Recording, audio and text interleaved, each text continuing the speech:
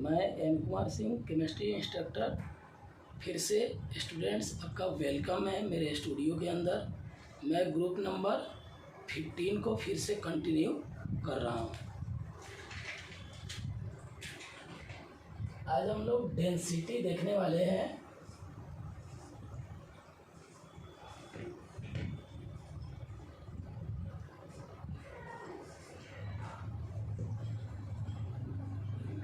Density में group wise हम लोग को देखना है नाइट्रोजन, फॉस्फोरस, आर्सेनिक, एंटीमनी और बिस्मथ है। यहाँ पर कोई इरेगुलरिटी नहीं है। डेंसिटी जो है वह मोलर मास और एटॉमिक वॉल्यूम दोनों पर डिपेंड करता है। डी या रो से रिप्रेजेंट करते हैं हम लोग, डी या रो, और यह बराबर होगा मोलर मास और upon atomic volume. But group wise जब डेंसिटी की बात होती है तो जितना से मोलर मास इंक्रीज करता है उससे ज़्यादा यहाँ इंक्रीमेंट वॉल्यूम की बात हम लोग नहीं करते।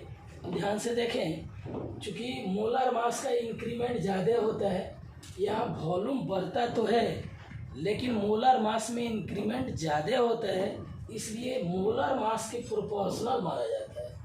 डेंसिटी मोलर मास के प्रोपोर्शनल होती है। ये कहानी तब होगा जब ग्रुप की बात हो। इन ग्रुप, यहाँ ग्रुप में मोलर मास ऊपर से नीचे आने पर बढ़ रहा है, thus डेंसिटी भी क्या होगी, इंक्रीज करेगी। दैट मीन्स डेंसिटी डी या रो का जो ऑर्डर आएगा वह नाइट्रोजन से ज़्यादा, फास्फोरस का उससे ज़्यादा, आर्सेनिक का उससे ज़्यादा, एंटीमनी और सबसे ज़्यादा किसका होगा, बिस्मथ का। अब हम लोग को स्टूडेंट्स देखना है रिएक्टिविटी टुवर्ड्स हाइड्रोजन वगैरह भी हम लोग चर्चा करेंगे। Reactivity towards hydrogen, oxygen, halogen और मेटल। बट एक टॉपिक और देखना है हम लोग को, anomalous behaviour of nitrogen. Anomalous behaviour of nitrogen, anomalous behaviour of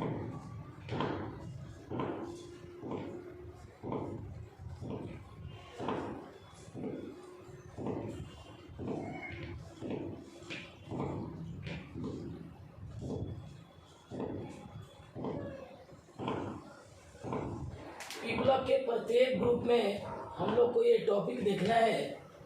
जो पहला मेंबर होगा वह एनोमालस बिहेवियर शो करेगा। दैट मीन्स एनोमालस का मतलब होता है कि अपने फैमिली मेंबर में वैसा गुण अदर कोई एलिमेंट शो ना कर रहा हो। दैट मीन्स अदर मेंबर से अलग टाइप का प्रॉपर्टी शो करने वाला। तो देखिए नाइट्रोजन किस टाइप से अलग है अपने ग्रुप में। नाइट्रोजन जो है वो सबसे स्मॉल साइज का होगा। इसका साइज सबसे स्मॉल होगा क्योंकि सबसे ऊपर है, स्मॉल साइज। इसकी इलेक्ट्रोनेगेटिविटी क्या होगी, हाई,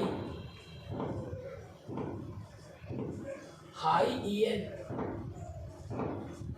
साइज स्मॉल होगा और इलेक्ट्रोनेगेटिविटी ज़्यादा होगी तो इसमें मल्टीपल बॉन्ड बनाने की टेंडेंसी होती है, tendency to form multiple bond.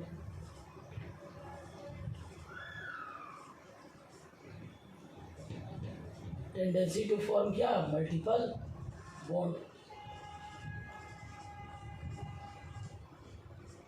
और मल्टीपल बॉन्ड कैसे बनता है, तो basically due to 2p pi bonding. Basically due to 2p pi bonding.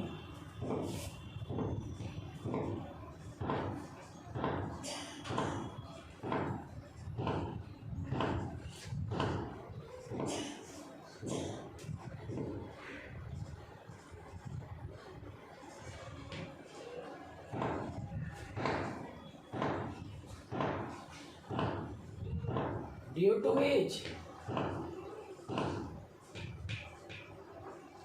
it exists as N2.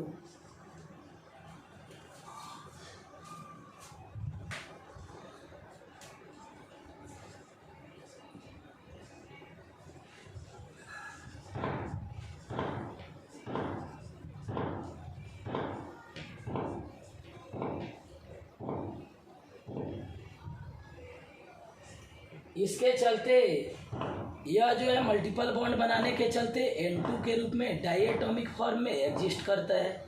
N2 का जो स्ट्रक्चर होगा उसमें 2 N के बीच में ट्रिपल बॉन्ड पाया जाएगा। अब ध्यान से देखिए, ये जितने भी डायटोमिक मोलकुल्स का जो खोज हुआ है उसमें जो होमोन्यूक्लियर डायटोमिक मोलकुल्स हैं, N2 का सबसे ज़्यादा बॉन्ड डिसोसिएशन एंथैल्पी पता चला है। Among all known homonuclear diatomic molecules N2 has highest bond dissociation enthalpy. अब इसकी बॉन्ड डिसोसिएशन एंथैल्पी सबसे ज़्यादा है, जिसके चलते और क्यों बॉन्ड डिसोसिएशन एंथैल्पी ज़्यादा है, चूँकि यह ट्रिपल बॉन्ड बना रहा है। और जब बॉन्ड डिसोसिएशन एंथैल्पी ज़्यादा होगी तो इसका बॉन्ड आसानी से नहीं टूट पाएगा। 10 या रूम टेम्परेचर पर केमिकली नॉन रिएक्टिव होता है। तो ये क्वेश्चन भी आता है कि N2 जो है रूम टेम्परेचर पर केमिकली नॉन रिएक्टिव क्यों है, तो इसका आंसर यही होगा कि इसकी बॉन्ड डिसोसिएशन एंथैल्पी ज़्यादा है और अतः यह जो है आसानी से रूम टेम्परेचर पर रिएक्ट नहीं कर सकता। काफ़ी हाई टेम्परेचर पर या एनर्जेटिकली कोई हाई एनर्जी मिले तो उस समय इसका बॉन्ड टूट पाएगा। It is chemically non reactive at room temperature. Chemically non reactive at क्या, room temperature, at room temperature. Reason क्या है इसका, इसकी high bond dissociation enthalpy, basically due to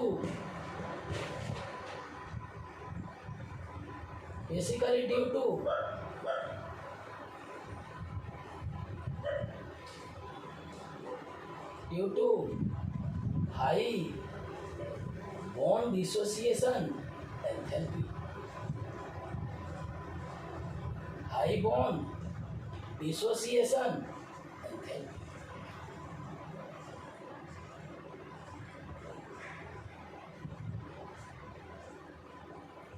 इसकी बॉन्ड डिसोसिएशन एंथैल्पी कितनी होती है, यह 941.4 किलो जूल पर मोल। ये वैल्यू 941.4 किलो जूल पर मोल। दूसरा क्या है कि इसकी इलेक्ट्रोनेगेटिविटी तो ज़्यादा होती है, आयोनाइजेशन एनर्जी भी सबसे अधिक होती है। हाई आयोनाइजेशन एनर्जी,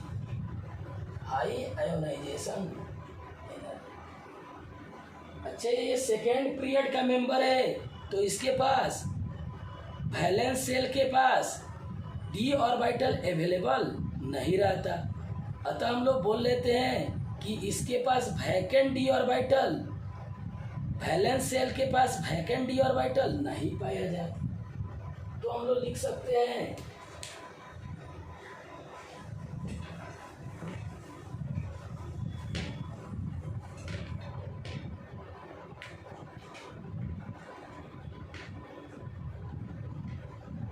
ये सबसे पहले हम लोग लिखेंगे सेकेंड पीरियड।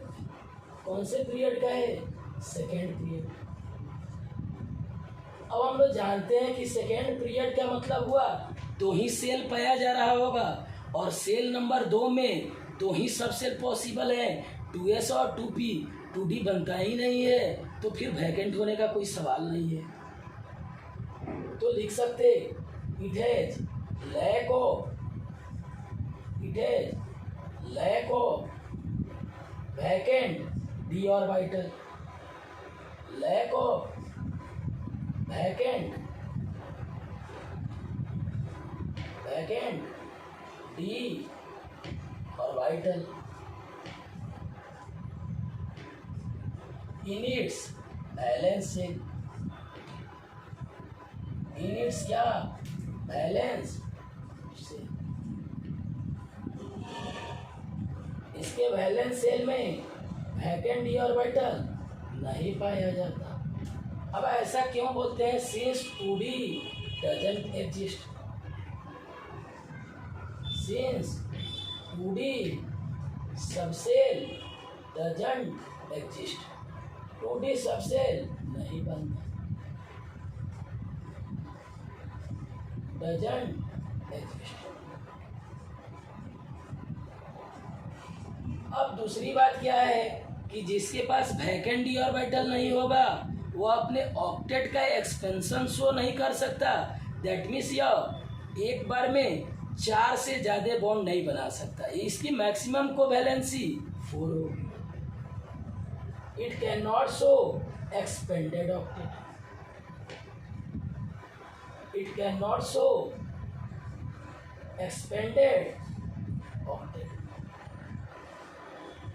यह एक्सपेंडेड ऑक्टेट शो नहीं कर सकता। दैट मीन्स 8 से ज़्यादा इलेक्ट्रॉन रखने की क्षमता बॉन्डिंग में इसको नहीं होती है। Thus, its maximum covalency will be 4. Thus, its maximum covalency will be 4.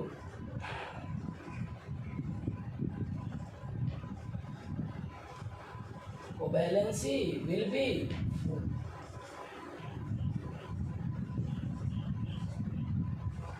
इसकी मैक्सिमम कोवैलेंसी क्या होगी? 4 होगी। नाइट्रोजन के साथ एक और प्रॉपर्टी है, यह कार्बन और ऑक्सीजन के साथ मल्टीपल बॉन्ड बना सकता along with other nitrogen atom. ये नाइट्रोजन के साथ तो मल्टीपल बॉन्ड बनाता ही है, कार्बन नाइट्रोजन के साथ, कार्बन और ऑक्सीजन के साथ भी यह मल्टीपल बॉन्ड बना लेते हैं।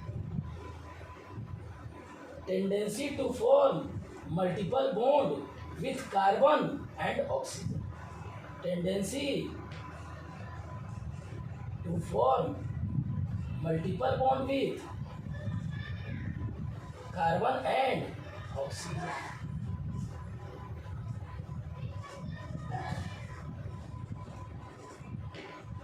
कार्बन एंड क्या?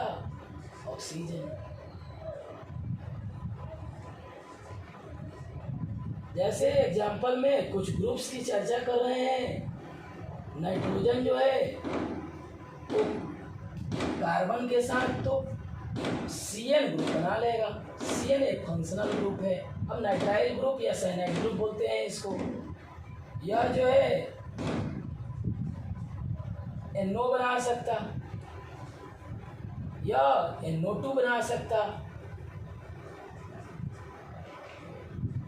NO2 बना सकता।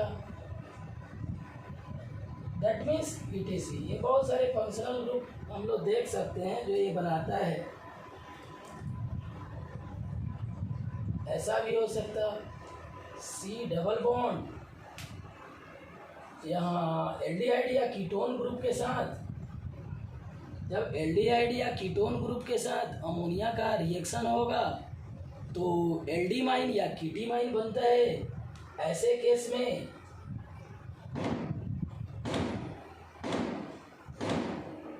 यहाँ देख लें, जैसे ये C डबल बॉन्ड O है, C डबल बॉन्ड O है और इसका रिएक्शन अगर हम लोग NH3 से करा दें तो क्या हो जाएगा? यहाँ से ऑक्सीजन ये 2 हाइड्रोजन को लेकर वाटर के रूप में रिलीज होगा, तो इस टाइप का फंक्शनल ग्रुप बन जाएगा। इसको हम लोग इमाइन कहते हैं। इसको क्या बोलते हैं? Imine. That means carbon nitrogen के साथ भी बना रहे हैं, फिर नाइट्रोजन ऑक्सीजन के साथ भी बना सकता, इस टाइप से मल्टीपल बॉन्ड बनाने की इसमें टेंडेंसी पाई जाती है।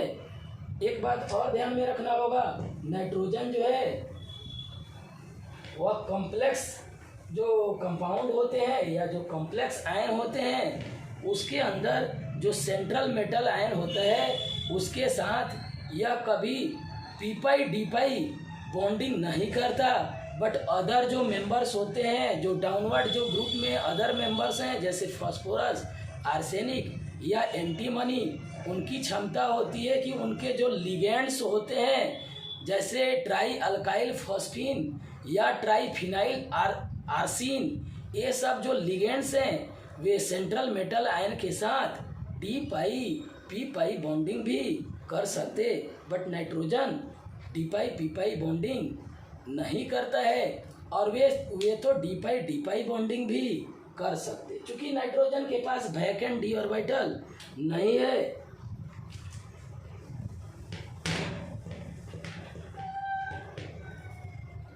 अब हम लोग को एक अलग टॉपिक पढ़ना है, रिएक्टिविटी टुवर्ड्स हाइड्रोजन।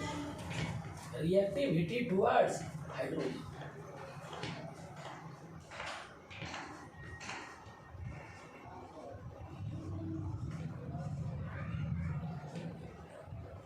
इस टॉपिक से रीजनिंग टाइप का क्वेश्चन आता है। रिएक्टिविटी टुवर्ड्स क्या? हाइड्रोजन। जो हाइड्राइड्स होते हैं उनका जनरल फार्मूला क्या आएगा? हाइड्राइड्स का जनरल फार्मूला क्या आएगा? EH3। ये क्या है? एलिमेंट है इस ग्रुप का। नाइट्रोजन, फास्फोरस, आर्सेनिक, एंटीमनी जो होंगे ये हाइड्राइड बनाते हैं EH3 फार्मूला वाला। अब इस पर थोड़ा ध्यान से देखिएगा, ये बोर्ड वगैरह में या कंपटीशन में भी इससे क्वेश्चन आता है। NH3 EH3 और सभी के जब स्ट्रक्चर बनाएंगे तो एक एक लोन पेयर दिखाई देगा। ASH3 SBH3 और फिर लास्ट वाला BiH3।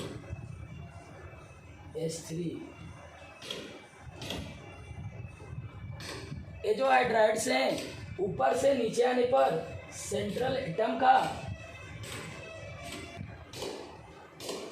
तो इस हाइड्राइड्स में ऊपर से नीचे सेंट्रल एटम का साइज इंक्रीज कर रहा है। जब इंक्रीज करेगा साइज सेंट्रल एटम का तो इससे जो बॉन्डेड एटम्स, जो हाइड्रोजन यहाँ बॉन्डेड हैं, सेंट्रल एटम और हाइड्रोजन के बीच का जो बॉन्ड होगा वो क्या होगा?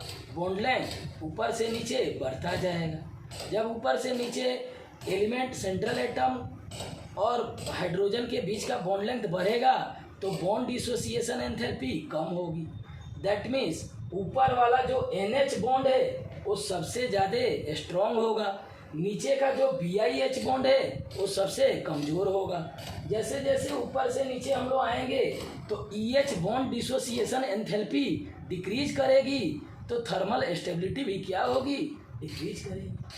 तो हम लोग यहाँ ऊपर से नीचे एक एरो ला के यहाँ लिखेंगे EH bond dissociation enthalpy. EH मतलब सेंट्रल जो एलिमेंट है, सेंट्रल एटम जो है, मतलब इस ग्रुप के एलिमेंट्स को हम लोग E बोल रहे हैं। तो EH bond dissociation enthalpy, bond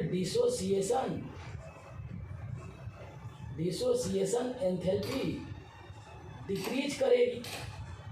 dissociation enthalpy decreases, enthalpy decreases. जब यह बॉन्ड डिसोसिएशन एंथैल्पी डिक्रीज करेगी तो क्या रिजल्ट होगा?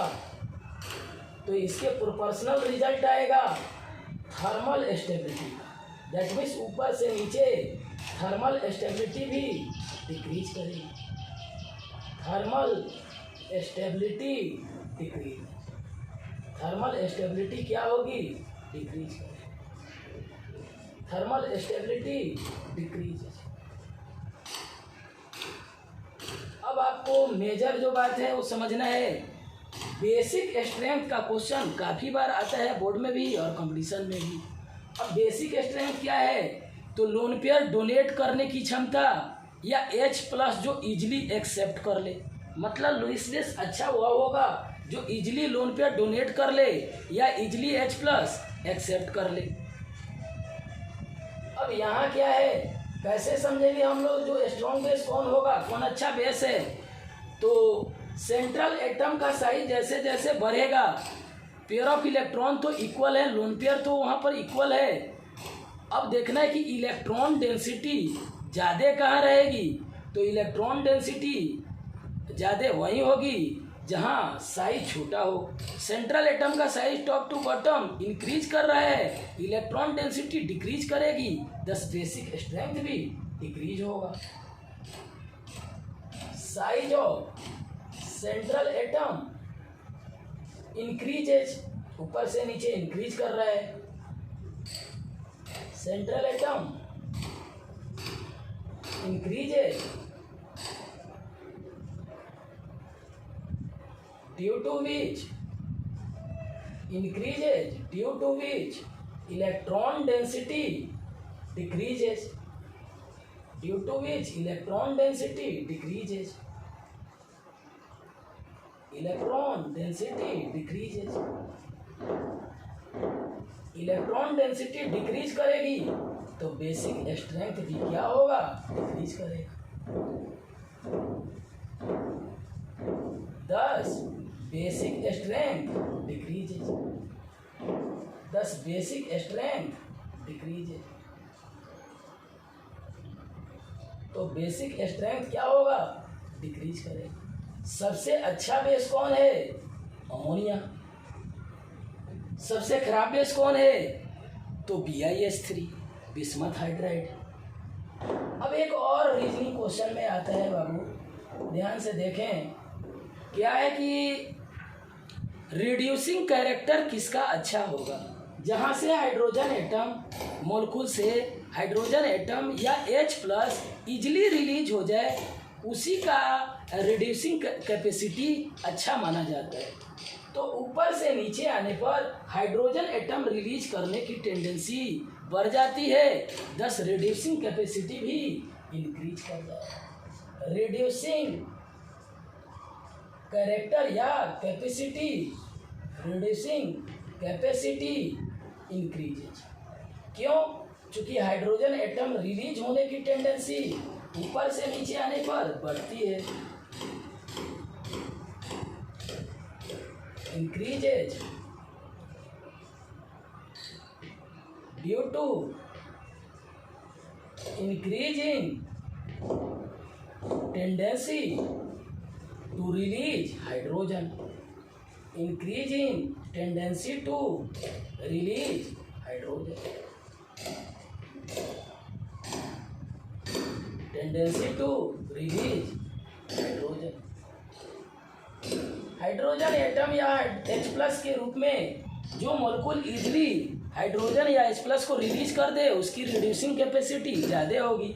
एक अच्छा रिड्यूसिंग एजेंट बिस्मथ हाइड्राइड होगा, सबसे पुअर रिड्यूसिंग एजेंट अमोनिया होगा। दैट मीन्स अमोनिया एक अच्छा रिड्यूसिंग एजेंट नहीं है, बट BiS3 एक अच्छा रिड्यूसिंग एजेंट है।